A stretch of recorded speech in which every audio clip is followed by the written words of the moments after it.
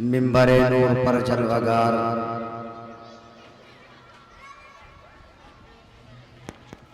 हमारे करम फरमा मुहिब्बुल उलमाई वल अइम्मा हज़रत मौलाना खालिद हुसैन साहब क़िबला और स्टेज पर बैठे हुए तमाम ज़ाकिरीन हज़रात, कुर्सियों पर बैठे हुए तमाम सामईन और हाज़रीन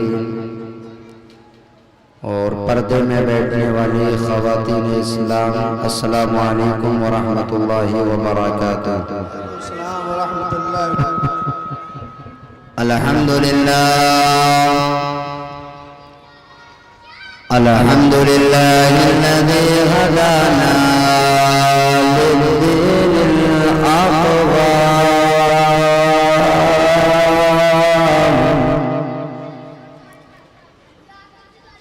वस्सलातु वस्सलामु अला दाफ़िइल बलाइ वल वबाइ वल क़ाति वल मरदि वल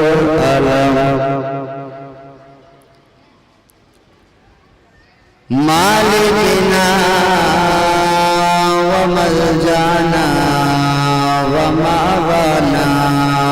व सय्यदना व मौलाना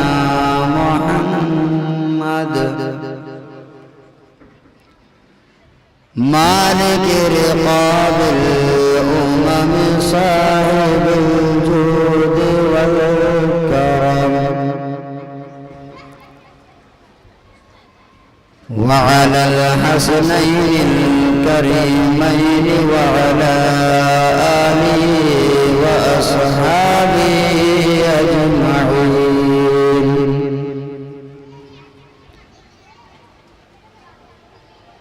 अम्मा बाद फ़अऊज़ु बिल्लाहि मिनश शैतानिर रजीम।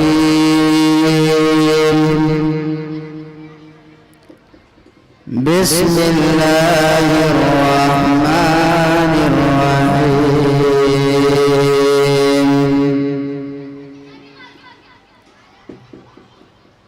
क़ाल रसूलुल्लाहि सल्लल्लाहु तआला अलैहि वसल्लम हुसैन मिन्नी व अना मिनल हुसैन। वक़ाल नबी सल्लल्लाहु तआला अलैहि वसल्लम मन अहब्ब हुसैनन फ़क़द अहब्बनी वमन अबग़ज़ हुसैनन फ़क़द अबग़ज़नी औ कमा क़ाल रसूलुल्लाह। आमन्तु बिल्लाहि सदक़ल्लाहुल अज़ीम व सदक़ रसूलुहुन नबियुल अमीनुल मुक़ीमुल मुइनुल करीम व नहनु अला ज़ालिका लमिनश शाहिदीन वश्शाकिरीन वल्हम्दुलिल्लाहि रब्बिल आलमीन। लौ काना रिफ़्दु हुब्बु आलि मुहम्मदिन फलियशहद अल-थक़लान वन्नी राफ़िदी। या अहल बैति रसूलिल्लाहि हुब्बुकुम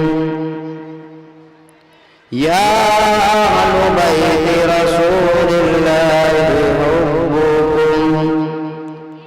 फिल क़ुरआनि अंज़ला यक्फ़ीकुम मिन अज़ीमिल फ़ख्रि अन्नकुम मन लम युसल्लि अलैकुम ला सलात लहु। खुतबा मसमूना के बाद मैंने जिस आयत मुक़द्दसा यानी जिस हदीस मुबारका को अपना उन्वान गुफ्तगू बनाया اس پر روشنی ڈالنے سے پہلے ہم اور آپ مل کر انتہائی عقیدت و محبت کے ساتھ میری اور ساری کائنات کے مرکز عقیدت مصطفیٰ جان رحمت لمبے لمبے ہاتھوں سے بھیک دینے والے دادا اندھیری کوٹری میں کام آنے والے آقا حشر کے میدان میں ہم گناہگاروں کی شفاعت کرانے والے آقا جناب محمد رسول اللہ صلی اللہ علیہ وسلم کی بارگاہ ناز میں والہانہ عاشقانہ مؤدبانہ مخلصانہ انداز میں ہدیہ درود و سلام نچھاور کریں اور بابا سے بلند درود پاک پڑھے اللہم صلی علی سیدنا و مولانا محمد مبارک وسلم صلاۃ و سلاما علیک یا رسول اللہ صلی اللہ علیہ وسلم۔ اللہ کے رسول صلی اللہ علیہ وسلم نے ارشاد فرمایا حسین منی وانا من الحسین، یعنی حسین مجھ سے ہیں اور میں حسین سے ہوں۔ اور اللہ کے رسول صلی اللہ علیہ وسلم نے ارشاد فرمایا من احب حسین فقد احبنی، یعنی جس نے حسین سے محبت کی اس نے مجھ سے محبت کی، اور جس نے حسین سے دشمنی رکھی اس نے مجھ سے دشمنی رکھی۔ اور ایک مقام پر اللہ کے رسول صلی اللہ علیہ وسلم نے ارشاد فرمایا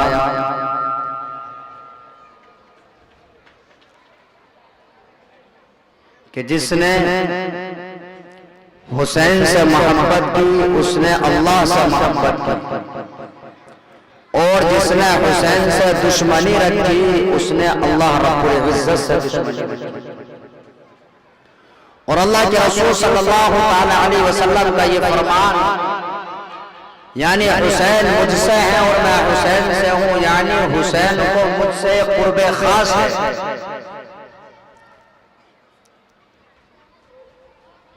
چنانچہ سیدہ ام الفضل رضی اللہ عنہ فرماتی ہیں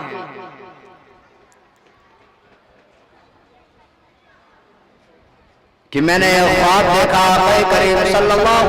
علیہ وسلم کی بارگاہ میں حاضر ہوئی، حاضر ہو کر کے سرکار کی بارگاہ میں عرض کی یا رسول اللہ صلی اللہ علیہ وسلم میں نے خواب دیکھا ہے جس کو دیکھ کر کے میں ڈر گئی، یا رسول اللہ صلی اللہ علیہ وسلم میرے اندر یہ طاقت یہ جرت نہیں ہے کہ میں خواب کو بیان کر سکوں۔ تو اللہ کے رسول صلی اللہ علیہ وسلم نے ارشاد فرمایا کہ آپ اپنے خواب کو بیان کرو۔ تو سیدہ ام الفضل رضی اللہ عنہ نے اپنا خواب بیان کیا۔ اللہ کے رسول صلی اللہ علیہ وسلم کی بارگاہ میں عرض کرتی ہیں یا رسول اللہ صلی اللہ علیہ وسلم میں نے خواب دیکھا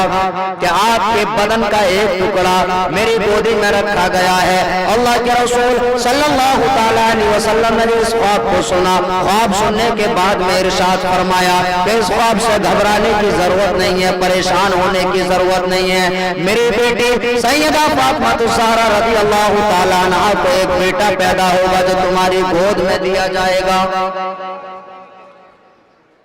چنانچہ اللہ کے رسول صلی اللہ علیہ وسلم کی بیٹی کے حضرت امام حسین رضی اللہ تعالیٰ عنہ پیدا ہوتے ہیں، اور حضور علیہ السلام انہیں حضرت ام الفضل رضی اللہ تعالیٰ عنہ کو عطا فرما دیتے ہیں۔ تو سیدہ ام الفضل رضی اللہ تعالیٰ عنہ نے خواب دیکھا کہ اللہ کے رسول صلی اللہ علیہ وسلم کے بدن کا ایک ٹکڑا میری گود میں آیا ہوا ہے۔ تو یہ خواب بتا رہا ہے اللہ کے رسول صلی اللہ علیہ وسلم کے جگر کا ٹکڑا سیدنا امام حسین رضی اللہ تعالیٰ عنہ ہیں، یعنی جس نے امام حسین سے دشمنی رکھی، جس نے امام حسین سے دشمنی رکھی گویا اس نے اللہ کے رسول صلی اللہ علیہ وسلم سے دشمنی رکھی، اور جس نے اللہ کے رسول صلی सल्लल्लाहु ताला अलैहि वसल्लम से दुश्मनी रखे। परवरदिगार आलम कुरान मुक़द्दस में इरशाद फरमाता है, इन्नल लज़ीना युज़ूना अल्लाह व रसूलहु लअनहुमुल्लाहु फिद दुनिया वल आखिरह, यानी जो लोग अल्लाह और उसके रसूल से दुश्मनी करते हैं तो परवरदिगार आलम ने उन लोगों पर लानत फरमाई। यानी जो लोग सैयदना इमाम हुसैन रज़ी अल्लाह ताला अन्हु से दुश्मनी रखते हैं, आपको तकलीफ पहुंचाते हैं, तो इमाम हुसैन को हुजूर अलैहिस्सलातु वस्सलाम से कुर्ब खास है। यानी गोया जिसने इमाम हुसैन को तकलीफ दी उसने हुजूर अलैहिस्सलातु वस्सलाम को तकलीफ पहुंचाई, और जिसने हुजूर अलैहिस्सलातु वस्सलाम को तकलीफ पहुंचाई तो गोया उसने अल्लाह रब्बुल इज्जत को इज़्ज़ा पहुंचाई। और जो लोग अल्लाह रब्बुल इज्जत को इज़्ज़ा पहुंचाते हैं तो उनका ठिकाना जहन्नम है, और उन पर परवरदिगार आलम ने लानत फरमाई। चुनांचे सैयदना इमाम हुसैन रज़ी अल्लाह ताला अन्हु की शान को मुलाहिज़ा करो। सैयदना अबू हुरैरा रज़ी अल्लाह ताला अन्हु जो बहुत सारी हदीसों के रावी हैं, मुख्तसर में जामे अल्फाज में बताने की कोशिश कर रहा हूँ। सैयदना अबू हुरैरा रज़ी अल्लाह ताला अन्हु, यानी आप जो हैं एक मर्तबा सैयदना इमाम हुसैन रज़ी अल्लाह ताला अन्हु नमाज जनाजा से वापस तशरीफ लाते हैं। नमाज जनाजा से वापस तशरीफ लाए और एक पत्थर पर पैर फैला करके बैठ गए, और सैयदना अबू हुरैरा रज़ी अल्लाह ताला अन्हु तशरीफ लाते हैं,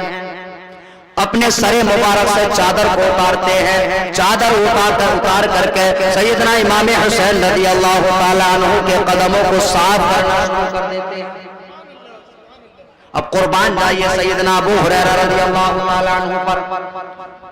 यानी सैयदना अबू हुरैरा जो कि बहुत सारी हदीसों के रावी हैं, हजरत इमाम हुसैन रज़ी अल्लाह ताला अन्हु के जूतों को साफ करना शुरू कर देते हैं, अपने सर से चादर को उतार करके सैयदना इमाम हुसैन के पैरों को साफ करना शुरू कर देते हैं। तो सैयदना इमाम हुसैन रज़ी अल्लाह ताला अन्हु हजरत अबू हुरैरा रज़ी अल्लाह ताला अन्हु से कहते हैं कि आप मेरी नाना जान सल्लल्लाहु ताला अलैहि वसल्लम के साथ आप ये क्या कर रहे हैं?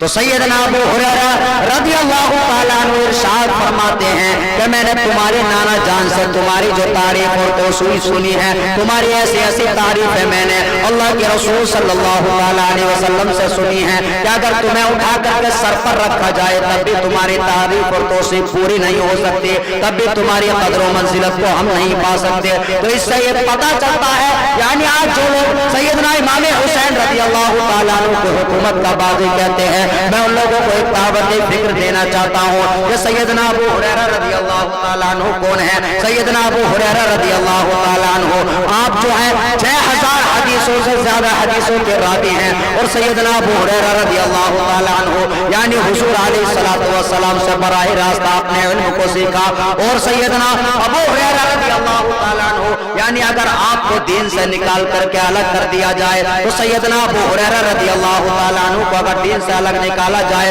तो ना तो फिक़्ह हनफी बचती है, और ना ही फिक़्ह शाफ़िई बचती है, और ना ही फिक़्ह हम्बली बचती है, ना ही फिक़्ह मालिकी बचती है। यानी सैयदना अबू हुरैरा रज़ी अल्लाह ताला अन्हु बहुत सारी हदीसों के रावी हैं। यानी सैयदना अबू हुरैरा रज़ी अल्लाह ताला अन्हु 650 से ज़ायद उन हदीसों के रावी हैं, यानी जो हदीस हराम और हलाल पर दलालत करती हैं। तब कुर्बान जाइए सैयदना अबू हुरैरा रज़ी अल्लाह ताला अन्हु पर कि सैयदना अबू हुरैरा रज़ी अल्लाह ताला अन्हु, ये बात इसलिए बता रहा हूँ कि सैयदना इमाम हसन मुज्तबा और सैयदना इमाम हुसैन रज़ी अल्लाह ताला अन्हु के ताल्लुक से मुख्तलिफ अंदाज में और मुख्तलिफ रिवायात आपको मिलेंगे जो एक ही माना पर दलालत करती हैं कि हुजूर अलैहिस्सलातु वस्सलाम अगर नमाज की हालत में होते तो दोनों शहजादे खेलते हुए आते, तो हुजूर अलैहिस्सलातु वस्सलाम अगर सजदे की हालत में होते या रुकू की हालत में होते तो हुजूर अलैहिस्सलातु वस्सलाम इनको रोकते नहीं थे, उतारते नहीं थे। बल्कि एक मर्तबा का वाक़या कि हुजूर अलैहिस्सलातु वस्सलाम नमाज अदा फरमा रहे हैं, कुछ देहात के लोग आते हैं जो लोग रोजाना हुजूर अलैहिस्सलातु वस्सलाम के मअय्यत में रहा करते थे, हुजूर अलैहिस्सलातु वस्सलाम के पास में रहा करते थे, तो वो लोग तो जानते थे कि सैयदना इमाम हसनैन करीमैन हुजूर अलैहिस्सलातु वस्सलाम जब नमाज की हालत में होते हैं तो हुजूर अलैहिस्सलातु वस्सलाम की पुश्ते अनबर पर खेलते हैं। लेकिन कुछ लोग जो देहात से तशरीफ लाए हुजूर अलैहिस्सलातु वस्सलाम की बारगाह में हाजिर हुए, हुजूर अलैहिस्सलातु वस्सलाम नमाज की हालत में हैं, تو یہ اعرابی جو ہے سیدنا امام حسنین کریمین کو جب حضور علیہ السلام کی پشت انور پر چڑھتے ہوئے دیکھتے ہیں تو اشارے سے منع کرتے ہیں، یعنی حضرت امام حسنین کریمین کو روکتے ہیں۔ تو حضور علیہ السلام نے نماز کی حالت میں اشارے سے منع فرمایا، میں یعنی میرے شہزادوں کو روکو نہیں، یہاں تک کہ حضور علیہ السلام کی پشت انور پر شہزادے سوار ہو جاتے۔ اور یہ عبارت بہت مشہور ہے کہ سیدنا امام حسین رضی اللہ تعالیٰ عنہ یوں تو روزانہ حضور علیہ السلام کی پشت انور پر سوار ہوا کرتے تھے، لیکن ایک مرتبہ حضور علیہ السلام کی پشت انور پر سوار ہو جاتے ہیں، بہت دیری ہو جاتی ہے کہ سیدنا امام حسین رضی اللہ تعالیٰ عنہ پشت انور پر سوار ہو گئے ہیں اور حضور علیہ السلام کی پشت انور سے اتر نہیں رہے ہیں۔ تب قربان جائیے سیدنا امام حسین رضی اللہ تعالیٰ عنہ کی شان پر کہ بچپنے کا عالم ہے، حضور علیہ السلام کی پشت انور پر سوار ہو گئے ہیں، حضور علیہ السلام نماز ادا فرما رہے ہیں، لیکن آقا کریم صلی اللہ تعالیٰ علیہ وسلم نے اپنی تسبیحات کو لمبا فرما دیا، لیکن یہ گوارا نہیں کیا کہ سیدنا امام حسین رضی اللہ تعالیٰ عنہ کو پشت انور سے اتار دیں یا اپنے سر کو سجدے سے اٹھا لے، اس لیے کہ حضور علیہ السلام جانتے ہیں یعنی اگر کوئی شخص سجدے کی حالت نہ ہو اور سجدے کی حالت میں اگر اس کی پشت پر کوئی سوار ہو جائے اور وہ شخص جو ہے سجدے کی حالت سے اپنے سر کو اٹھائے وہ بچہ گر جاتا ہے۔ حضور علیہ السلام نے اپنے سجدے کو طویل فرما دیا، سجدے کو لمبا فرما دیا، لیکن حضور علیہ السلام نے یہ گوارا نہیں کیا کہ سیدنا امام حسین رضی اللہ تعالیٰ عنہ پشت انور سے گر جائے۔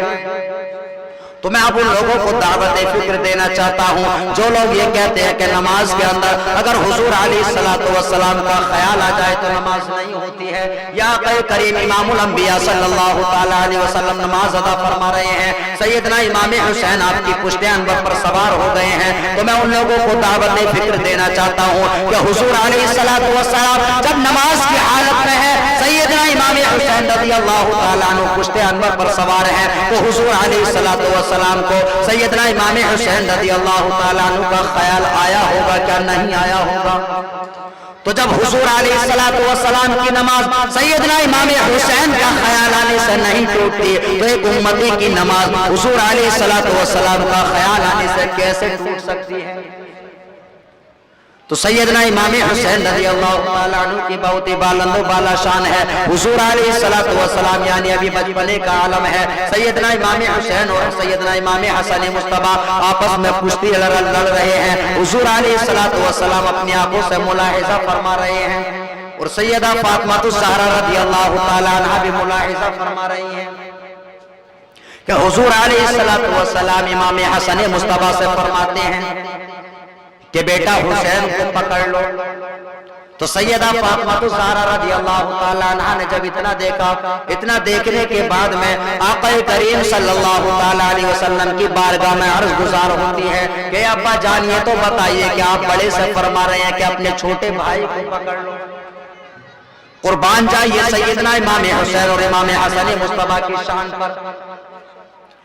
کہ سیدنا امام حسن مصطفیٰ سے حضور علیہ السلام نے فرمایا کہ بیٹا حسین کو پکڑ لو۔ تو سیدہ فاطمہ الزہرا رضی اللہ تعالیٰ عنہ جب پوچھتی ہیں کہ ابا جان آپ بڑے سے فرما رہے ہیں کہ حسین کو پکڑ لو، تو آقا کریم صلی اللہ تعالیٰ علیہ وسلم کے جملے پر قربان جائیے، آقا کریم صلی اللہ تعالیٰ علیہ وسلم کے لبہائے مبارکہ ہلتے ہیں، لبہائے مبارکہ جنبش دیتے ہیں، آقا کریم صلی اللہ تعالیٰ علیہ وسلم ارشاد فرماتے ہیں اے میرے بیٹی فاطمہ الزہرا، سیدنا امام حسین رضی اللہ تعالیٰ عنہ سے حضرت جبریل امین فرما رہے ہیں کہ امام حسن کو پکڑ لو۔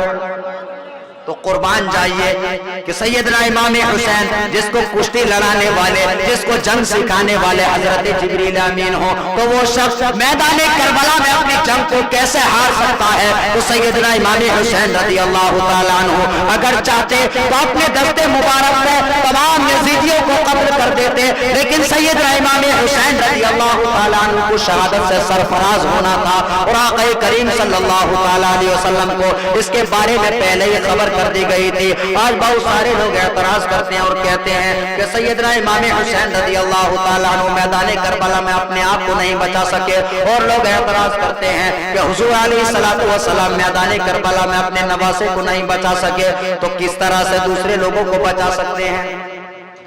تو میں ان لوگوں کو دعوت فکر دینا چاہتا ہوں.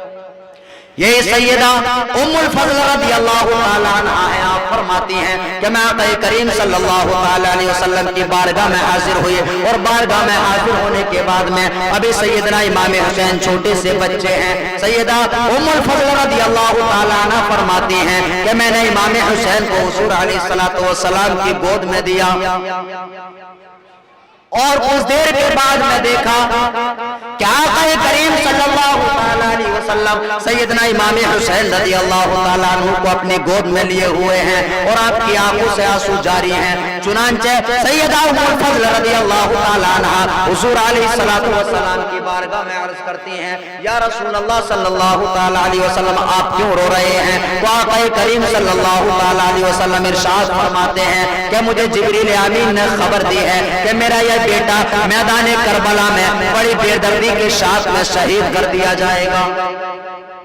اب حضرات محترم جملوں پر غور کرنا. آقا کریم صلی اللہ تعالیٰ علیہ وسلم کو ابھی سیدنا امام حسین رضی اللہ تعالیٰ عنہ کا بچپنا ہے. آقا کریم صلی اللہ تعالیٰ علیہ وسلم کو شہادت کی خبر مل جاتی ہے, اور سیدہ ام الفضل رضی اللہ تعالیٰ عنہ فرماتی ہیں کہ آقا کریم صلی اللہ تعالیٰ علیہ وسلم نے ارشاد فرمایا کہ حضرت جبریل امیر اس جگہ کی مٹی کو لائے, اور مٹی کو لا کر کے میرے سپرد فرما دیا. یہاں تک کہ حضرت ام الفضل رضی اللہ تعالیٰ عنہ فرماتی ہیں کہ آقا کریم صلی اللہ تعالیٰ علیہ وسلم نے اس مٹی کو حضرت ام سلمہ رضی اللہ تعالیٰ عنہ کو دے دیا, اور آقا کریم صلی اللہ تعالیٰ علیہ وسلم نے ارشاد فرمایا کہ ام سلمہ جب یہ مٹی خون ہو جائے تو سمجھ جانا میرا بیٹا امام حسین میدان کربلا میں شہید کر دیا گیا. اور ایک روایت کے اندر اس طرح سے آتا ہے کہ حضور علیہ السلام نے ارشاد فرمایا کہ بارش کا فرشتہ میری بارگاہ میں حاضر ہوا. حاضر ہونے کے بعد میں عرض کی, یا رسول اللہ صلی اللہ علیہ وسلم آپ کا یہ بیٹا میدان کربلا میں شہید کر دیا جائے گا, اور میں وہاں کی مٹی بھی لے کر کے آیا ہوں, اور وہ مٹی لا کر کے حضور علیہ السلام کی بارگاہ میں پیش کی, جس مٹی کو حضور علیہ السلام نے حضرت ام سلمہ رضی اللہ تعالیٰ عنہ کے سپرد فرما دیا. اب اگر یہاں پر تشریح کی جائے تو بہت دیر درکار ہے.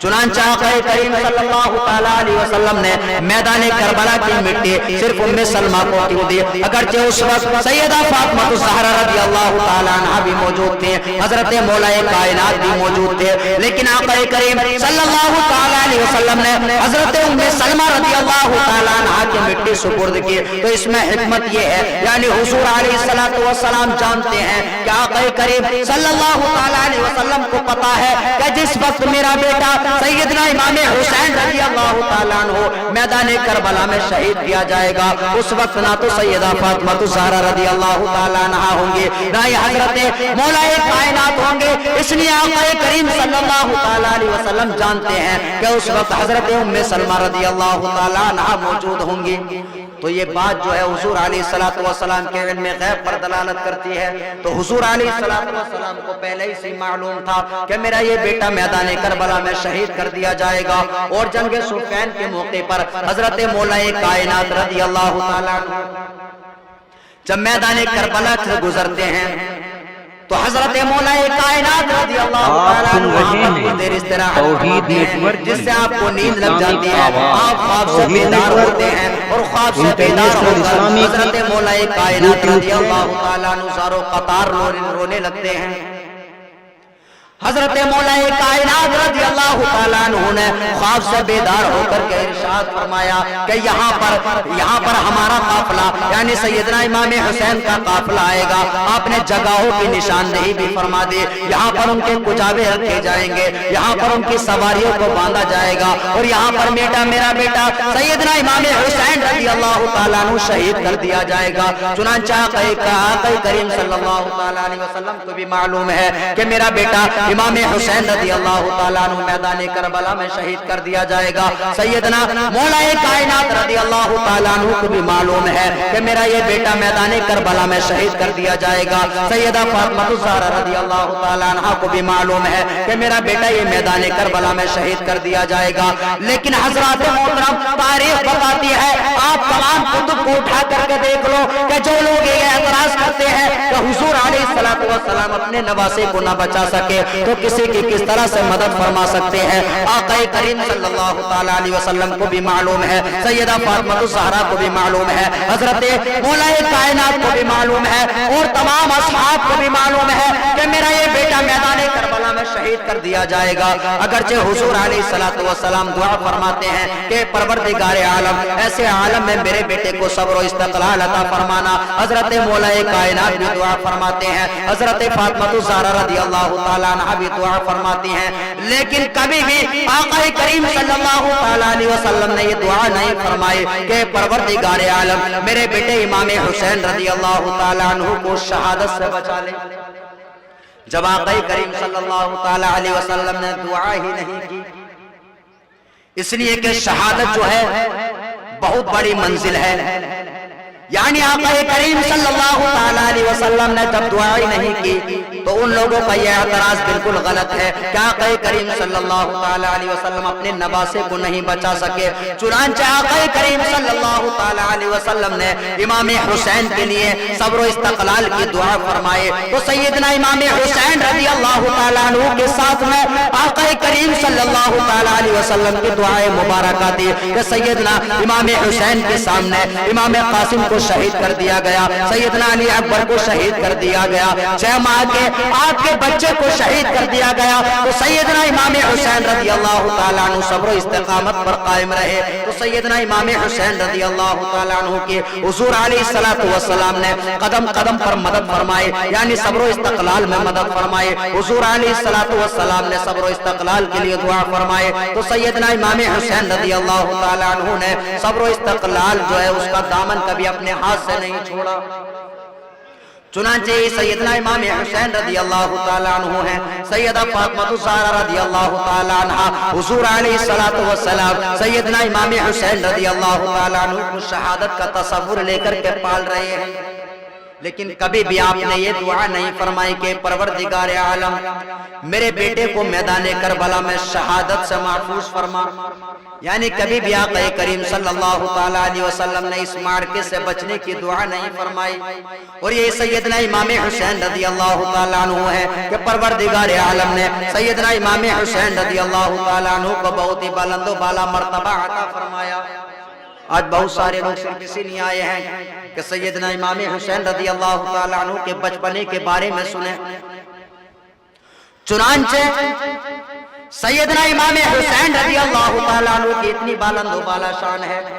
کہ ایک مرتبہ ایسا ہوتا ہے کہ رمضان المبارک کا مہینہ ہے، رمضان المبارک کا آخری دن آ چکا ہے کہ سیدنا امام حسن مصطفیٰ اور سیدنا امام حسین رضی اللہ تعالیٰ عنہ سیدہ فاطمہ الزہرا رضی اللہ تعالیٰ عنہ کی بارگاہ میں حاضر ہو کر کے عرض کرتے ہیں، ابھی ننھے منھے بچے ہیں، سیدہ فاطمہ الزہرا رضی اللہ تعالیٰ عنہ سے عرض کرتے ہیں، اے امی جان کل عید کا دن ہے، کل تمام بچے جو ہے نئے نئے کپڑے پہنیں گے، ہمارے لیے ابھی نئے نئے کپڑے نہیں آئے ہیں۔ سیدہ فاطمہ الزہرا رضی اللہ تعالیٰ عنہ فرماتی ہیں، اے میرے بیٹو صبح عید کا دن ہے، تمہارے لیے کپڑوں کا انتظام کر دیا جائے گا، تمہارے لیے درزی کپڑے لے کر کے آ جائے گا۔ قربان جائیے سیدنا امام حسنین کریمین کی شان پر۔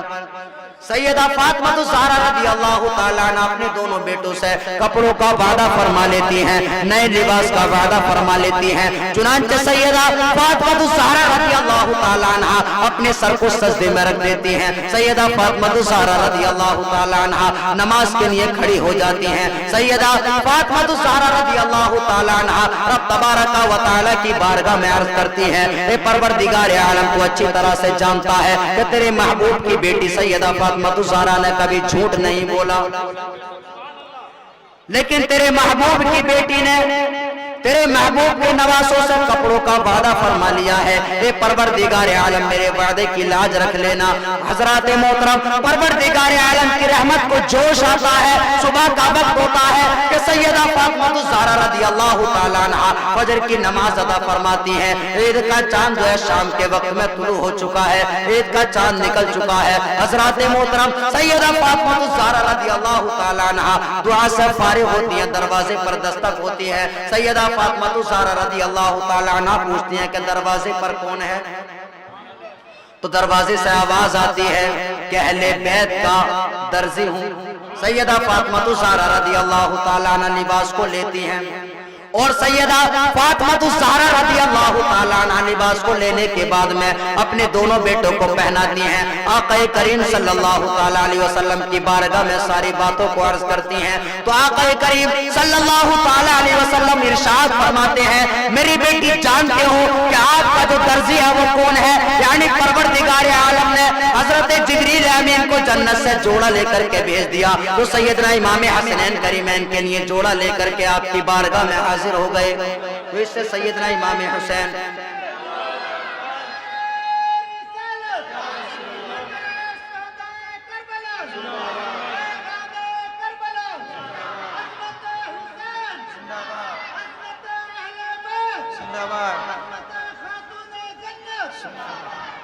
شان حسنین کریمین، شان حسنین کریمین، عشق محبت عشق محبت عشق محبت عشق محبت. چنانچہ یہ شان امام حسین رضی اللہ تعالیٰ عنہ کے جن کے لیے حضرت جبریل امین جنت سے جوڑا لے کر کے آئے. اور سیدنا امام حسین رضی اللہ تعالیٰ عنہ میں یہ عرض کر رہا تھا کہ سیدنا ابو ہریرہ رضی اللہ تعالیٰ عنہ یعنی آپ نے سیدنا امام حسین رضی اللہ تعالیٰ عنہ کے جوتوں کو جھاڑا اور اس کے بعد میں سیدنا ابو ہریرہ رضی اللہ تعالیٰ عنہ سے سیدنا امام حسین رضی اللہ تعالیٰ عنہ کہتے ہیں کہ آپ میرے نانا جان کے صحابی ہیں، آپ یہ کیا کر رہے ہیں؟ تو سیدنا ابو ہریرہ رضی اللہ تعالیٰ عنہ نے جواب دیا میں نے آپ کے بارے میں آپ کے نانا جان سے آپ کی جو شان سنی ہے، اگر آپ کو سر پر بھی اٹھایا جائے تو آپ کا حق ادا نہیں ہو سکتا. اور یہی سیدنا ابو ہریرہ رضی اللہ تعالیٰ عنہ ہے. قربان جائیے سیدنا ابو ہریرہ رضی اللہ تعالیٰ عنہ کی شان پر کہ آپ کے وصال کا وقت قریب آ چکا ہے. آپ جو ہے بستر حلالت پر تشریف فرما ہے کہ آپ کی بارگاہ میں مروان آتا ہے اور مروان ایسا شخص ہے لعنتی بل لعنتی کہ جس کو سیدی سرکار اعلی حضرت عظیم البرکت مجدد دین و ملت علیہ رحمت و رضوان نے لعنتی لکھا ہے. اور یہی وہ بدبخت شخص ہے کہ جس نے سیدنا عثمان غنی رضی اللہ تعالیٰ عنہ کی شہادت میں حصہ لیا. مروان آتا ہے، آنے کے بعد میں سیدنا ابو ہریرہ رضی اللہ تعالیٰ عنہ سے کہتا ہے کہ آپ جو ہے حسنین کریمین سے کچھ زیادہ ہی محبت کرتے ہیں. تو قربان جائیے سیدنا ابو ہریرہ رضی اللہ تعالیٰ عنہ پر کہ ہم اور آپ امام حسن مصطفیٰ اور امام حسین کی شان کو حضرت ابو ہریرہ سے زیادہ نہیں بھی سمجھ سکتے. سیدنا ابو ہریرہ وہ ہیں کہ جن سے اکثر حدیث روایت ہیں. اگر تفسیر کے معاملے میں دیکھا جائے تو سیدنا ابو ہریرہ، اگر قیام کی حدیث کو دیکھا جائے تو سیدنا ابو ہریرہ، اگر نمازوں کی یعنی دعائے قنوت کو کہاں پڑھنا ہے، سورہ فاتحہ کو کہاں پڑھنا ہے، سورت کو کہاں پر ملانا ہے، رکوع میں کیا پڑھنا ہے، زکات کتنی ادا کرنا ہے، روزہ کتنے وقت سے کتنے وقت تک رکھنا ہے، تمام روایتوں کے راوی سیدنا ابو ہریرہ رضی اللہ تعالیٰ عنہ ہے. وہ ابو ہریرہ رضی اللہ تعالیٰ عنہ مروان سے کہتے ہیں، جب مروان پوچھتا ہے کہ آپ سیدنا امام حسنین کریمین سے کچھ زیادہ ہی محبت کرتے ہیں، تو سیدنا ابو ہریرہ رضی اللہ تعالیٰ عنہ فرماتے ہیں کہ میں آقا کریم صلی اللہ تعالیٰ علیہ وسلم کے ساتھ میں سفر کی حالت میں تھا تو سفر کی حالت میں پانی ختم ہو جاتا ہے، یہاں تک کہ بچوں کے رونے کی آواز آتی ہے. آقا کریم صلی اللہ تعالیٰ علیہ وسلم نے جب بچوں کے رونے کی آواز کو سنا تو آقا کریم صلی اللہ تعالیٰ علیہ وسلم نے اپنی سواری کو تیز کر دیا اور آقا کریم صلی اللہ تعالیٰ علیہ وسلم اپنی بیٹی سیدہ فاطمہ الزہرا رضی اللہ تعالیٰ عنہ کی سواری کے پاس میں پہنچے اور کجاوے کے نیچے سے آپ نے ایک بچے کو لیا اور لینے کے بعد میں وہ بچہ بہت ہی رو رہا تھا. تو سیدنا ابو ہریرہ رضی اللہ تعالیٰ عنہ فرماتے ہیں کہ میں نے آقا کریم صلی اللہ تعالیٰ علیہ وسلم کو دیکھا کہ آپ نے ایک بچے کو لیا اور لینے کے بعد میں اس کے منہ کے اندر اپنی زبان مبارک ڈال دی اور وہ بچہ آپ کی زبان مبارک کو چوسنے لگا. سیدنا ابو ہریرہ رضی اللہ تعالیٰ عنہ فرماتے ہیں کہ وہ بچہ آپ کی زبان مبارک کو چوسنے لگتا ہے، زبان مبارک کو چوس کر کے وہ بچہ خاموش ہو جاتا ہے۔ آقا کریم صلی اللہ تعالیٰ علیہ وسلم اس بچے کو واپس فرما دیتے ہیں، پھر دوسرے بچے کو لیتے ہیں اور آقا کریم صلی اللہ تعالیٰ علیہ وسلم دوسرے بچے کو گودی میں لے کر کے آقا کریم صلی اللہ تعالیٰ علیہ وسلم نے اپنی زبان مبارک کو چوسانا شروع کیا، یہاں تک کہ یہ بچہ جو کہ ابھی پہلے زارو قطار رو رہا تھا، آقا کریم صلی اللہ تعالیٰ علیہ وسلم کی زبان مبارک کو چوسنے کے بعد میں خاموش ہو جاتا ہے۔ سیدنا ابو ہریرہ رضی اللہ تعالیٰ عنہ فرماتے ہیں، اے مروان کان کھول کر کے سن لے، آقا کریم میرے آقا و مولا صلی اللہ تعالیٰ علیہ وسلم سے، آقا کریم صلی اللہ تعالیٰ علیہ وسلم جس سے اس طرح سے محبت فرماتے ہیں تو میں کیوں نہ ان سے محبت کروں، یعنی سیدنا امام حسین رضی اللہ تعالیٰ عنہ کو اگر میں اپنے سر پر بھی بیٹھاؤں تب بھی ان کا حق ادا نہیں کر سکتا۔ اور سیدنا امام حسنین کریمین کی بہت ہی بلند و بالا شان ہے، حضرت امام حسنین کریمین کو آقا کریم صلی اللہ تعالیٰ علیہ وسلم نے اپنے کندھوں پر کھلایا کرتے تھے۔ اگر آج کے دور میں بھی دیکھا جائے، اگر کوئی بڑے گھرانے کا آدمی ہو تو اگرچہ بچوں کو اپنے گھروں کے اندر کھلاتے ہیں، لیکن کوئی شخص بھی اپنے بچے کو کندھے پر بٹھا کر کے، یعنی اگر کسی کو بے پناہ ہی محبت ہو تبھی وہ اپنے بچے کو کندھے پر بٹھا کر کے راستے میں لے کر کے آتا ہے۔ لیکن قربان جائیے سیدنا امام حسنین کریمین کی شان پر،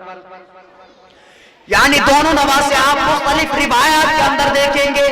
یعنی کبھی کبھی آقا کریم صلی اللہ تعالیٰ علیہ وسلم اپنے دونوں نواسوں کو، یعنی ایک کو اس کندھے پر اور دوسرے کو اس کندھے پر بٹھا لیا کرتے تھے، اور سیدنا امام حسنین کریمین آقا کریم صلی اللہ تعالیٰ علیہ وسلم کے دونوں کندھوں پر سوار ہوا کرتے تھے، یہاں تک کہ سیدنا حضرت عبداللہ ابن عباس رضی اللہ تعالیٰ عنہ بیان فرماتے ہیں کہ میں نے آقا کریم صلی اللہ تعالیٰ علیہ وسلم کو دیکھا کہ چھوٹا سا بچہ یعنی سیدنا امام حسین رضی اللہ تعالیٰ عنہ دوڑتے ہوئے آقا کریم صلی اللہ تعالیٰ علیہ وسلم کے پاس آئے،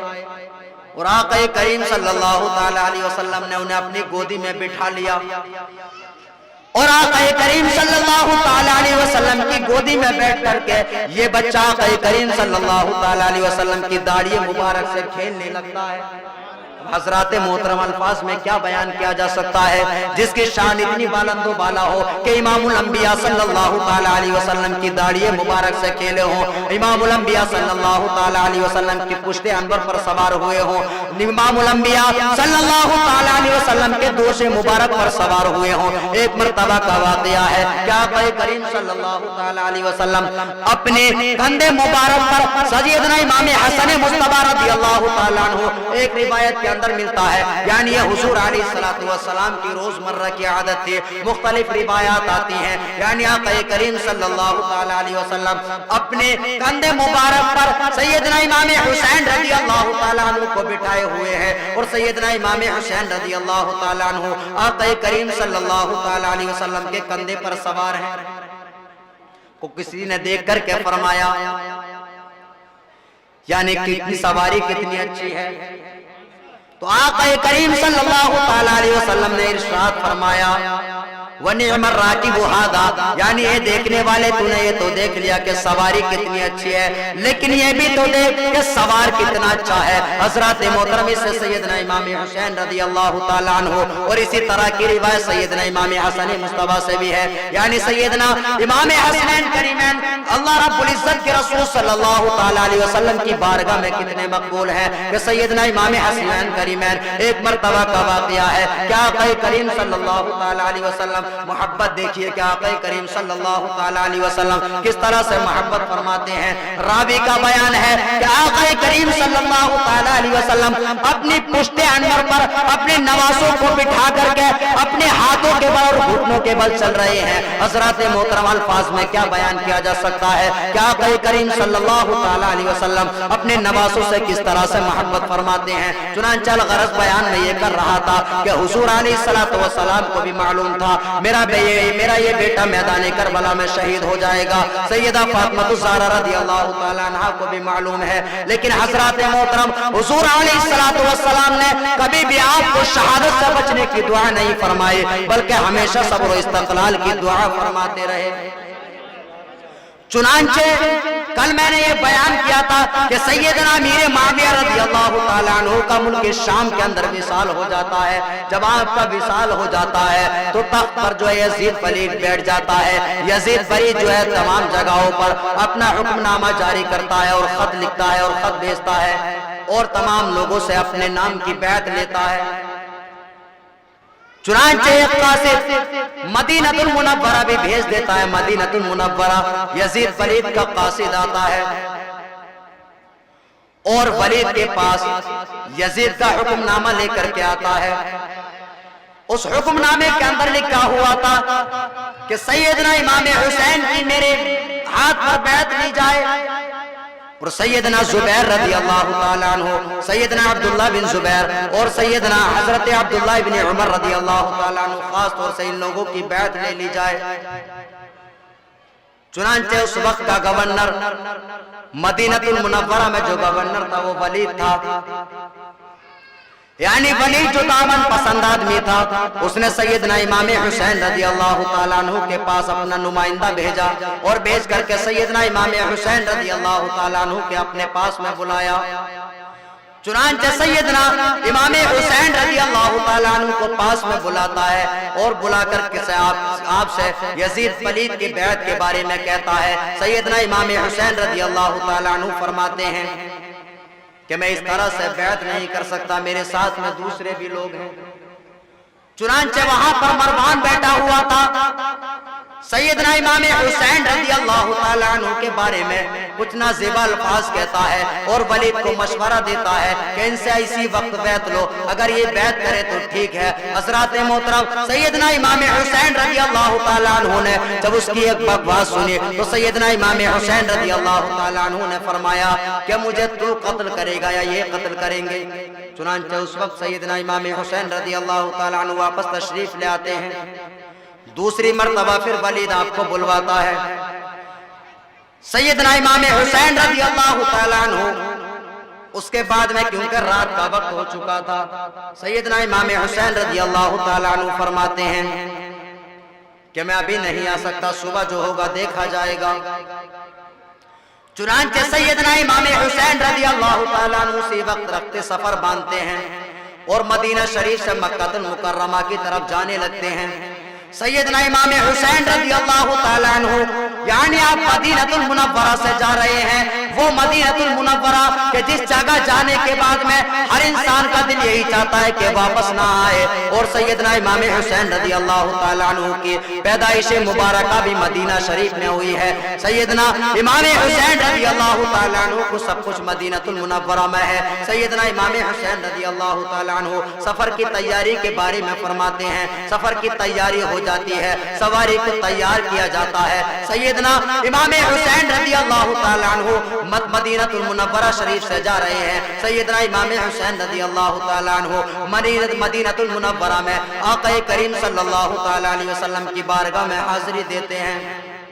اور سیدنا امام حسین رضی اللہ تعالیٰ عنہ جب آقا کریم صلی اللہ تعالیٰ علیہ وسلم کے روضہ مبارکہ پر حاضر ہوئے ہوں گے تو سیدنا امام حسین رضی اللہ تعالیٰ عنہ کے دل پر کیا بیچی ہوگی اور آپ کے نانا جان صلی اللہ تعالیٰ علیہ وسلم کا قبر مبارک میں کیا حال ہوا ہوگا. حضرات محترم یہ زبان سے بیان سے باہر ہے. حضرات محترم سیدنا امام حسین رضی اللہ تعالیٰ عنہ اپنے نانا جان صلی اللہ تعالیٰ علیہ وسلم کی بارگاہ میں آخری سلام عرض کرنے کے لیے جاتے ہیں. سیدنا امام حسین رضی اللہ تعالیٰ عنہ آقا کریم صلی اللہ تعالیٰ علیہ وسلم کی بارگاہ میں سلام عرض کرنے کے بعد میں سیدہ فاطمہ الزہرا رضی اللہ تعالیٰ عنہ کے روضہ مبارکہ پر حاضری دیتے ہیں. سیدہ فاطمہ الزہرا رضی اللہ تعالیٰ عنہ کی بارگاہ میں سلام عرض کرتے ہیں. حضرات محترم آج یہ مسافر مدینہ المنورہ شریف چھوڑ رہا ہے، وہ مدینہ المنورہ کہ جس مدینہ المنورہ میں سیدنا امام حسین رضی اللہ تعالیٰ عنہ کا بچپنا گزرا ہے،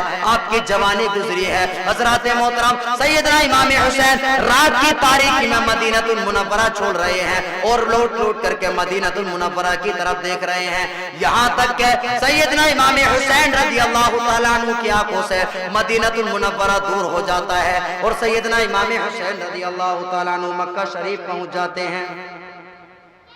सैयदना इमाम हुसैन रज़ी अल्लाह ताला अन्हु मक्का शरीफ पहुंच जाते हैं। सैयदना इमाम हुसैन जब मक्का शरीफ पहुंचते हैं तो कूफा से सैयदना इमाम हुसैन रज़ी अल्लाह ताला अन्हु की बारगाह में खुतूत आना शुरू हो जाते हैं।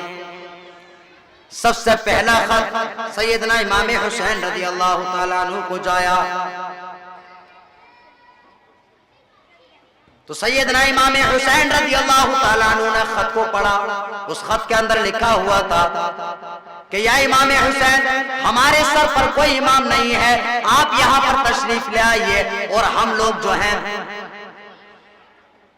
यहाँ के गवर्नर के इक़्तिदा में नमाज भी अदा नहीं करते हैं। या इमामुल मुस्लिमीन, आप यहाँ पर तशरीफ लाइए, हम आप पर अपनी जानों को कुर्बान कर देंगे। चुनांचे सैयदना इमाम हुसैन रज़ी अल्लाह ताला अन्हु की बारगाह में खुतूत आना शुरू हो जाते हैं। सैयदना इमाम हुसैन रज़ी अल्लाह ताला अन्हु कूफा की सरजमीन पर जाने का इरादा फरमाते हैं, लेकिन सहाबे किराम अच्छी तरह से जानते थे और सैयदना इमाम हुसैन रज़ी अल्लाह ताला अन्हु भी जानते थे। सहाबे किराम सैयदना इमाम हुसैन रज़ी अल्लाह ताला अन्हु की बारगाह में अर्ज करते हैं, या इमाम हुसैन, आप यहाँ से तशरीफ न ले जाइए, बल्कि आप यहीं पर क़याम फरमाइए। चुनांचे सैयदना इमाम हुसैन रज़ी अल्लाह ताला अन्हु की बारगाह में खुतूत आना शुरू हो जाते हैं और खतों का तादा बन जाता है, यहाँ तक कि सैयदना इमाम हुसैन रज़ी अल्लाह ताला अन्हु के पास में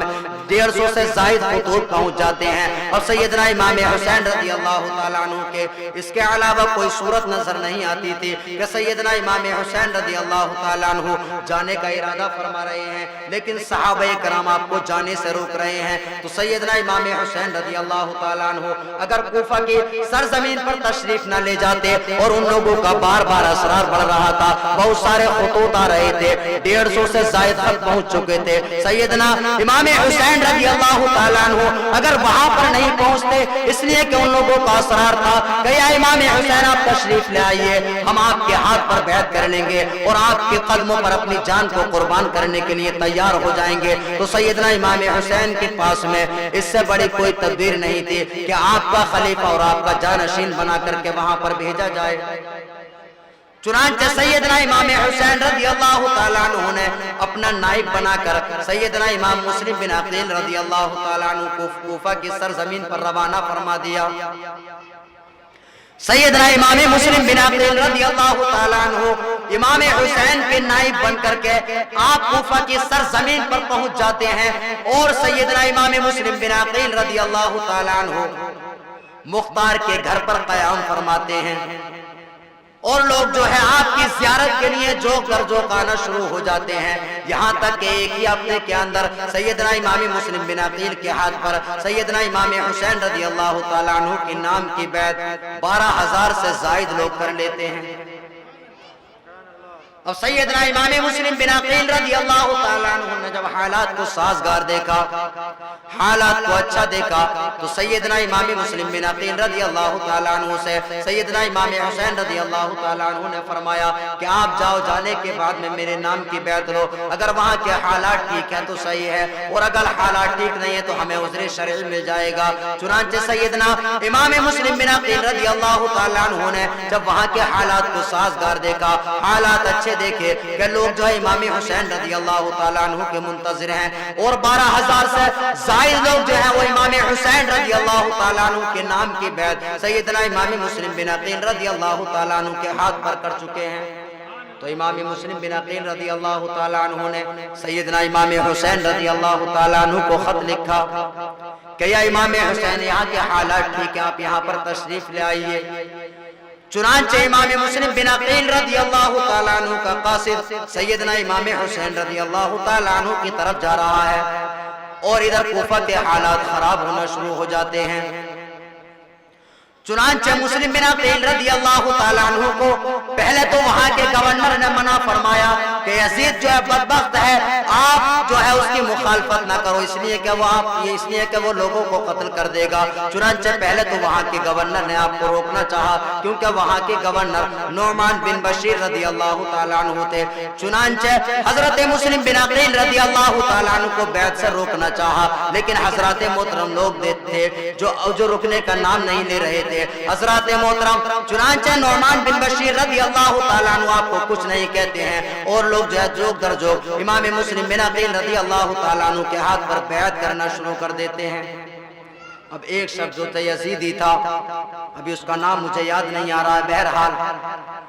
جب وہ شخص یہ دیکھتا ہے جو کہ اہل بیت کا سخت دشمن تھا,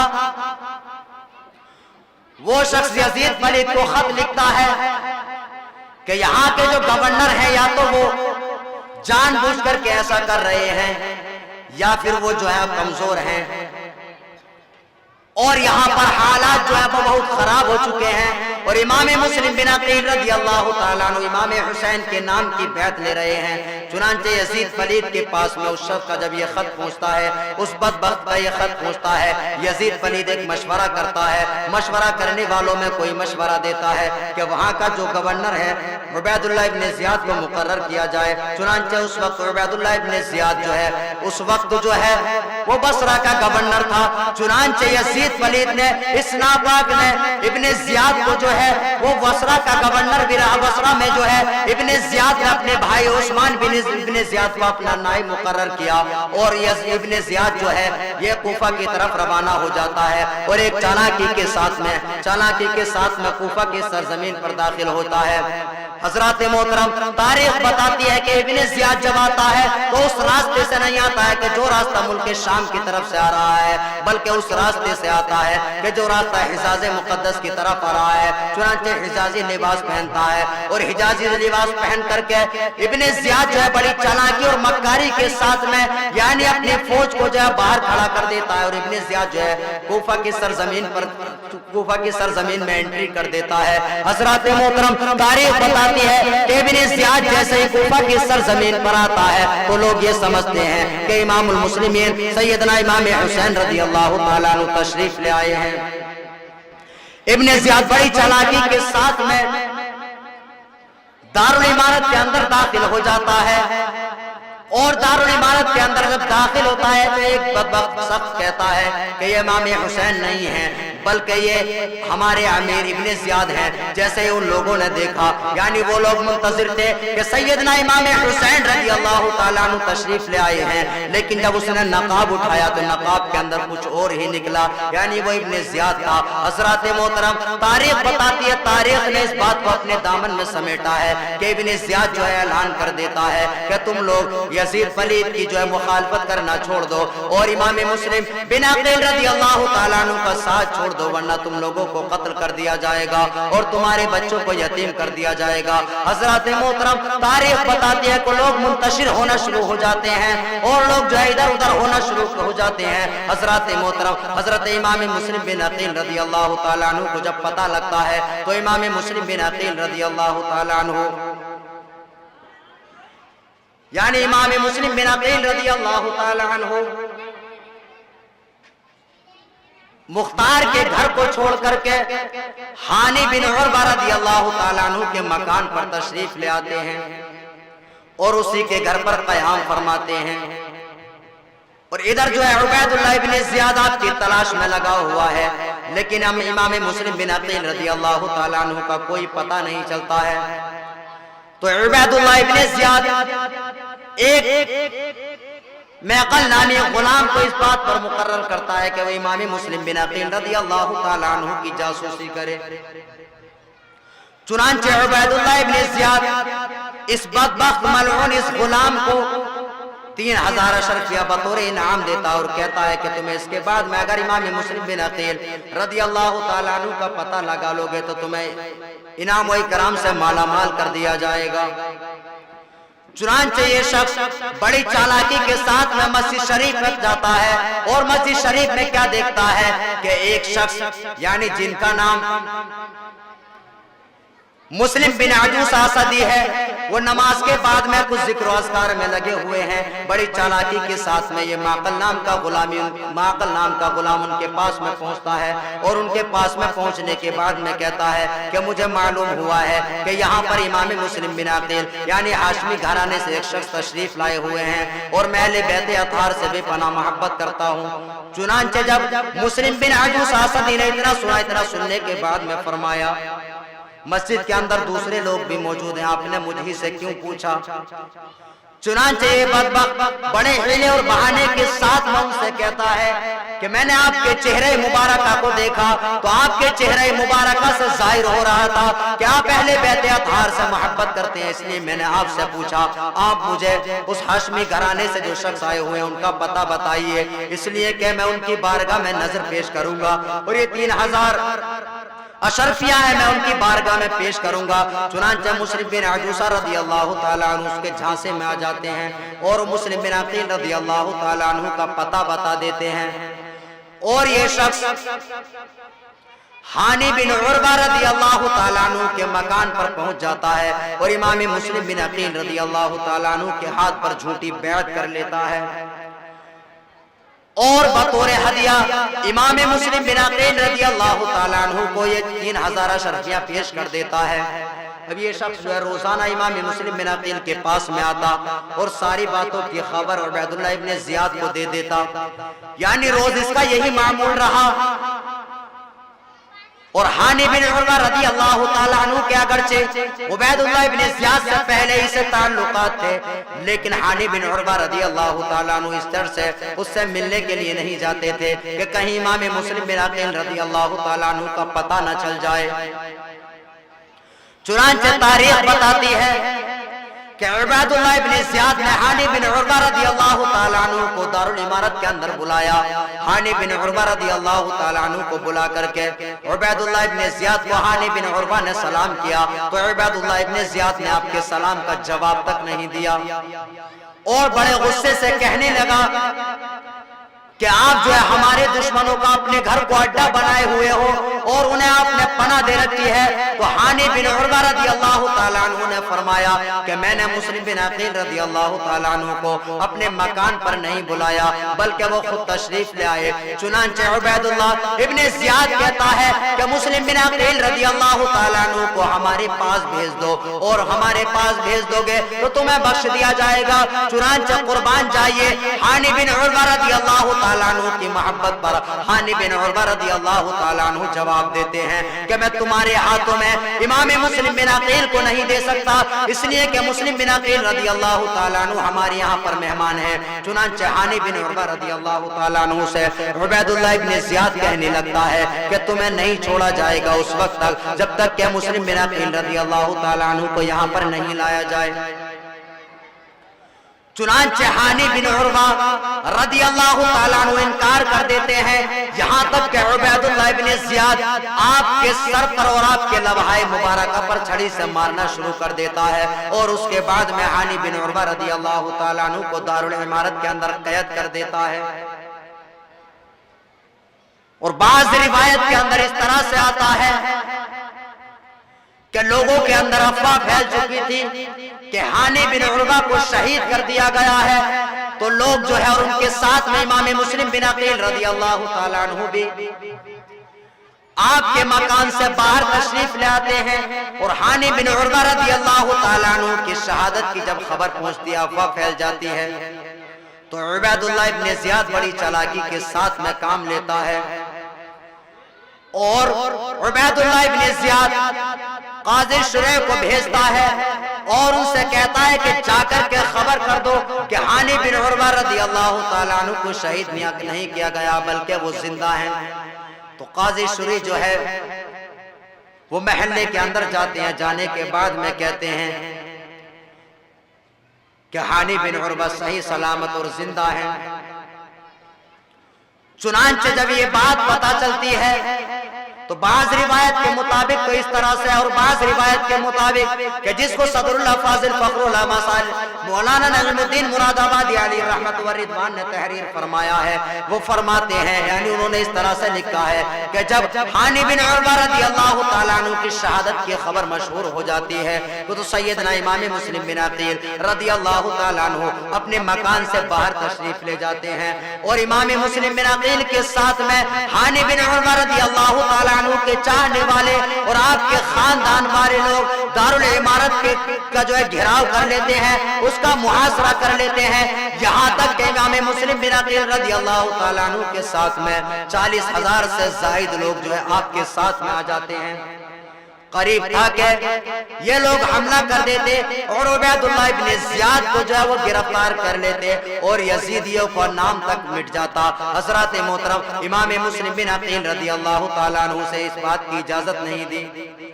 اور عبیداللہ ابن زیاد بڑی چالاکی کے ساتھ میں یہ کام کرتا ہے۔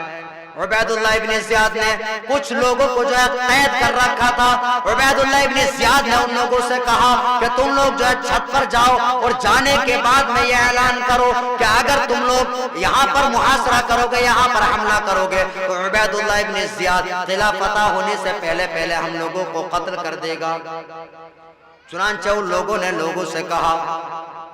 کہ محلے والوں آپ یہاں سے واپس چلے جاؤ ورنہ یہ عبیداللہ ابن زیاد ہمیں قتل کر دے گا۔ چنانچہ تاریخ بتاتی ہے، صدر اللہ فاضل مولانا نعیم الدین مراد آبادی علیہ الرحمت و رضوان تحریر فرماتے ہیں کہ مسلم بن عقیل رضی اللہ تعالیٰ عنہ کے ساتھ میں اس وقت تک 40,000 سے زائد لوگ تھے، لیکن امام مسلم بن عقیل رضی اللہ تعالیٰ عنہ جب شام کا وقت ہوتا ہے تو نماز کی حالت میں صرف 500 ہی لوگ رہ جاتے ہیں، اور جب رات کا وقت ہوتا ہے تو امام مسلم بن عقیل رضی اللہ تعالیٰ عنہ مسجد کے اندر تنے تنہا رہ جاتے ہیں۔ اب یہ مسافر اکیلا تنے تنہا گھوم رہا ہے، اور کوفہ کی سرزمین پر یہ امام حسین رضی اللہ تعالیٰ عنہ کا سچا نائب تنے تنہا گھوم رہا ہے، کدھر جائے کہاں جائے۔ ایک طرف امام حسین رضی اللہ تعالیٰ عنہ کی بارگاہ میں جو خط بھیجا ہے اس خط کا غم ہے کہ امام حسین رضی اللہ تعالیٰ عنہ میرے خط کو پڑھیں گے تو خط کو پڑھنے کے بعد میں وہ یہاں پر تشریف لے آئیں گے تو ان کے ساتھ میں کیا ہوگی۔ ایک طرف یہ غم ہے، ایک طرف امام مسلم بن عقیل رضی اللہ تعالیٰ عنہ کو اپنے فرزندان کا غم ہے، یعنی آپ کے فرزندان یعنی فرزندان مسلم آپ کے ساتھ میں کوفہ کی سرزمین پر آئے ہوئے تھے۔ حضرات محترم امام مسلم بن عقیل رضی اللہ تعالیٰ عنہ ادھر ادھر گلیوں میں گھوم رہے ہیں تو آپ نے کیا دیکھا کہ ایک بوڑھی عورت اپنے دروازے پر بیٹھی ہوئی ہے، ایسا لگتا ہے کہ کسی کا انتظار کر رہی ہے۔ امام مسلم بن عقیل رضی اللہ تعالیٰ عنہ نے اس بوڑھی عورت سے پانی مانگا، اس عورت نے آپ کو پانی لا کر کے پیش کر دیا۔ چنانچہ امام مسلم بن عقیل رضی اللہ تعالیٰ عنہ نے پانی نوش فرمایا، اور پانی نوش فرمانے کے بعد میں وہ عورت جو اپنے گھر کے اندر برتن کو رکھنے کے لیے گئی، برتن رکھنے کے بعد میں جب واپس آئی تو اس عورت نے کیا دیکھا کہ امام مسلم بن عقیل رضی اللہ تعالیٰ عنہ اس کے دروازے پر موجود ہیں۔ چنانچہ وہ عورت آپ سے کہنے لگی کہ اب آپ نے پانی پی لیا، اب آپ جائیے، آپ اپنے گھر پر چلے جائیے۔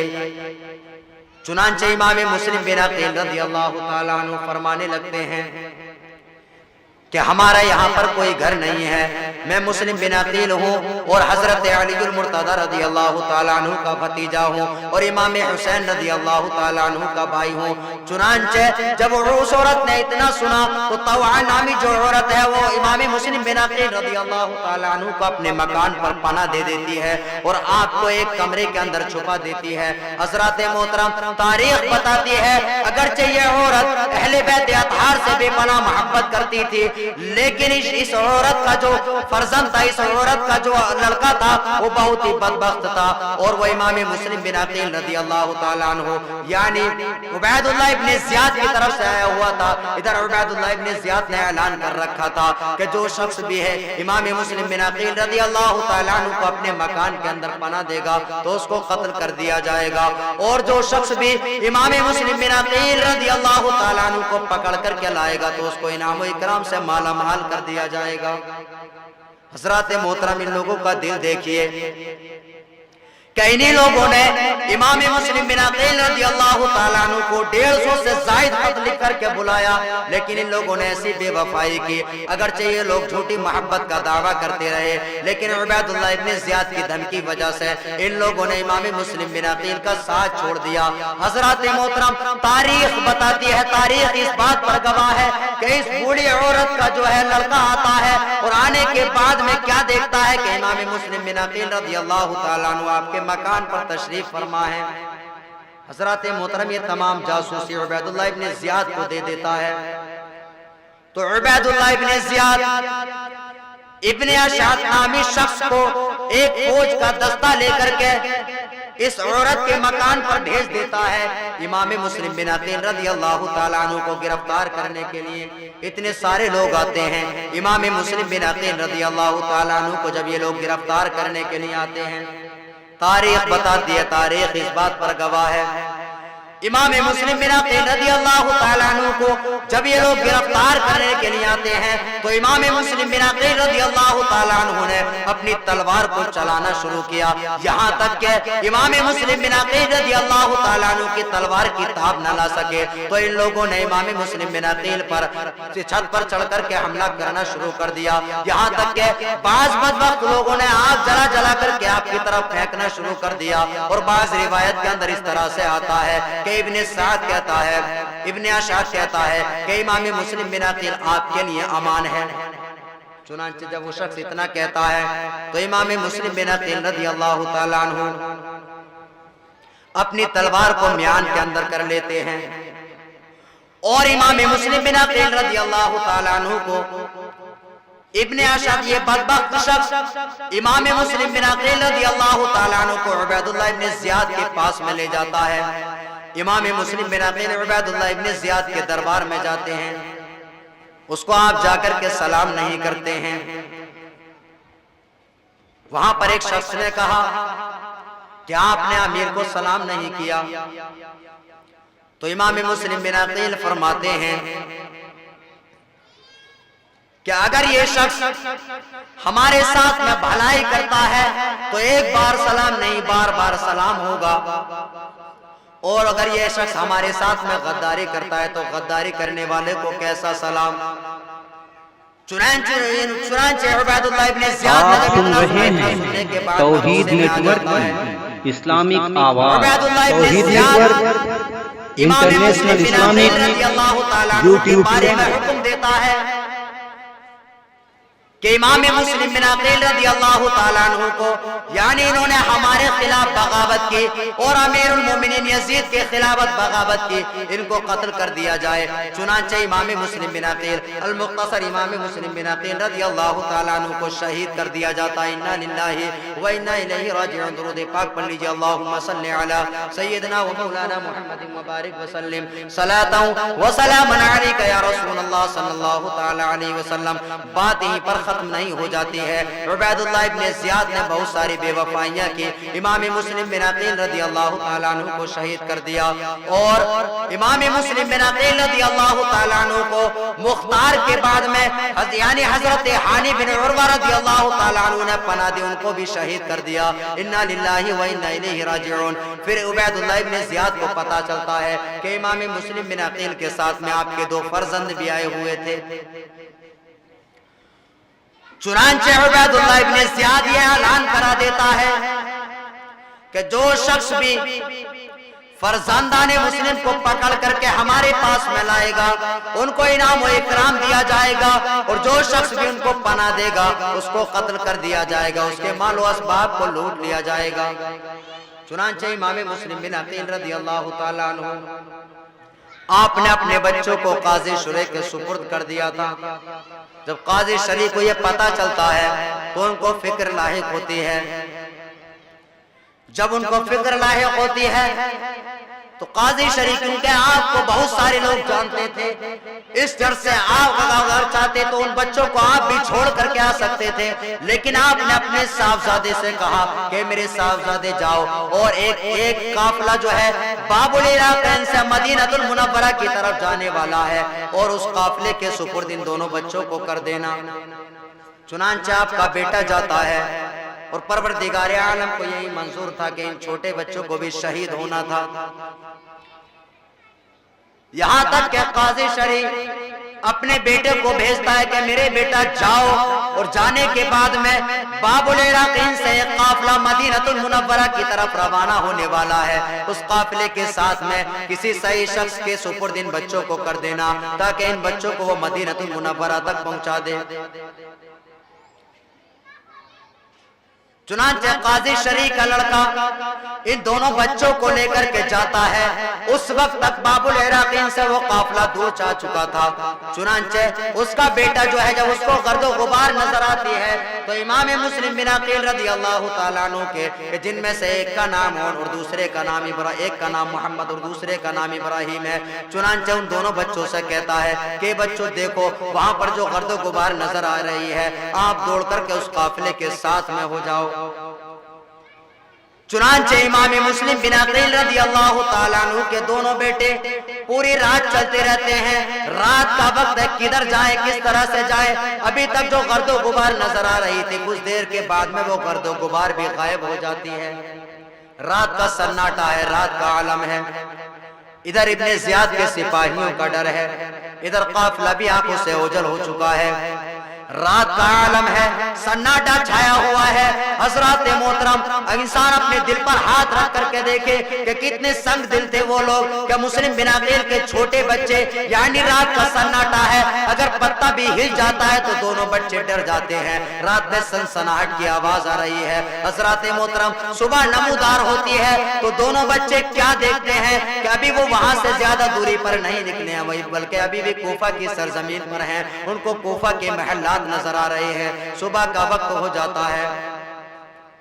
हजरात मोहतरम तारीख बताती है कि उबैदुल्लाह इब्न ज़ियाद ने इधर ऐलान करा दिया कि दोनों बच्चों को जो गिरफ्तार करके लाएगा उसको इनाम व इकराम से माला माल कर दिया जाएगा। चुनांचे उबैदुल्लाह इब्न ज़ियाद के सिपाहियों ने जब देखा तो दोनों बच्चों को गिरफ्तार करके ले जाते हैं और दोनों बच्चों को जेल के अंदर डाल दिया जाता है। अल्लाहु अकबर। परवरदिगार आलम को यही मंजूर था, यानी इन दोनों बच्चों को भी नन्ही सी उम्र में शहीद होना था। चुनांचे इमाम मुस्लिम बिन अकील रज़ी अल्लाह ताला अन्हु के दोनों बच्चों को कैद खाने में डाल दिया जाता है। कैद खाने का जो दरोगा था वह अहले बैत अतहार से बेपनाह मोहब्बत करता था। रात का वक्त होता है, रात के वक्त में क्योंकि दरोगा जेल अहले बैत अतहार से मोहब्बत करता था। उस शख्स ने अपने दिल ही दिल के अंदर सोचा कि अगर चाहे कुछ भी हो जाए, चाहे इसके बजने में मैं कत्ल हो जाऊं, लेकिन मैं इन बच्चों को कैद खाने में नहीं रख सकता। यहाँ तक कि उन्होंने अपने दोनों बच्चों को रिहा फरमा दिया और उन दोनों बच्चों से कहा कि ये देखो मेरी अंगूठी है, आप फला मकाम पर चले जाओ, कादसिया चले जाओ, वहां का जो कोतवाल है हमारा भाई है, और उस शख्स को जाने के बाद में ये अंगूठी दिखा देना। वो शख्स आपको हिफाजत के साथ में मदीनतुल मुनव्वरा पहुंचा देगा। चुनांचे तारीख बताती है इमाम मुस्लिम बिन अकील रज़ी अल्लाह ताला अन्हु के दोनों बच्चे रात की तारीकी का आलम है, रात का सन्नाटा है, रास्ते में चल रहे हैं। इधर दरोगा जेल उबैदुल्लाह इब्न ज़ियाद को जब पता चलता है कि दरोगा ने दोनों बच्चों को रिहा कर दिया है, उन दोनों बच्चों को जेल से निकाल दिया है, उबैदुल्लाह इब्न ज़ियाद अपने सिपाहियों के जरिए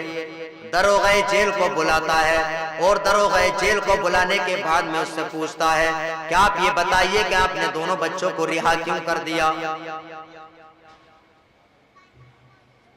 तो दरोगा जेल मशकूर कहने लगते हैं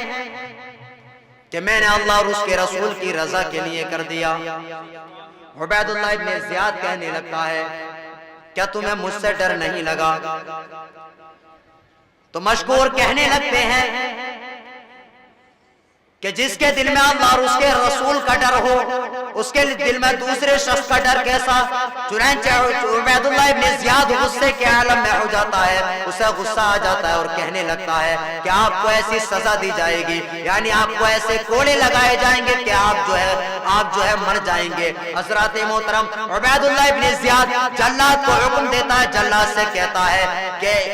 मशकूर को ले जाया जाए, ले जाने के बाद में इनको इतने कोड़े लगाए जाएं कि जिससे ये इंतकाल कर जाएं। हज़रात मोहतरम तारीख बताती है ये अहले बैत से मोहब्बत करने वाला यानी यजीदियों के दिल कितने संग दिल थे कि इन्होंने दोनों बच्चों को रिहा कर दिया, तो रिहाई की वजह से इनको भी कत्ल कर देता है। हज़रात मोहतरम तारीख इस बात पर गवाह है कि मशकूर कर जब कोड़े लगाए गए, जब दरोगा जेल पर कोड़े लगाए गए, जब पहला कोड़ा लगाया जाता है तो पहले कोड़े पर बिस्मिल्लाहिर्रहमानिर्रहीम रहमान रहीम पढ़ते हैं और जब दूसरा कोड़ा लगाया जाता है तो रब तबारक व तआला की बारगाह में अर्ज करते हैं या इलाहुल आलमीन रहम फरमा, और जब तीसरा कोड़ा लगाया जाता है तो रब तबारक व तआला की बारगाह में अर्ज करते हैं कि परवरदिगार आलम अहले बैत अतहार की मोहब्बत पर मुझे ये सजा दी जा रही है, ए परवरदिगार आलम मेरी इस मोहब्बत को अपनी बारगाह में कबूल फरमा। इसके बाद में मशहूर की जबान से कोई भी अल्फाज नहीं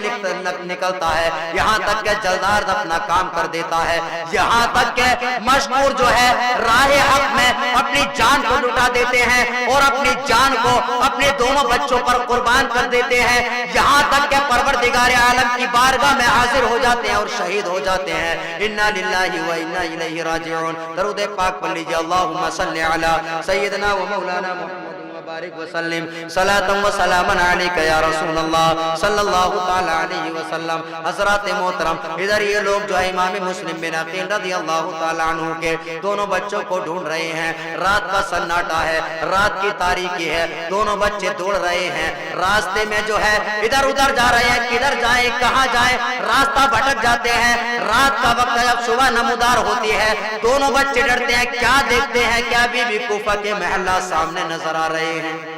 हज़रात मोहतरम, अपने दिल पर हाथ रख करके देखना क्या उन बच्चों के दिल पर क्या गुजरी होगी जब उन्होंने अपनी आंखों से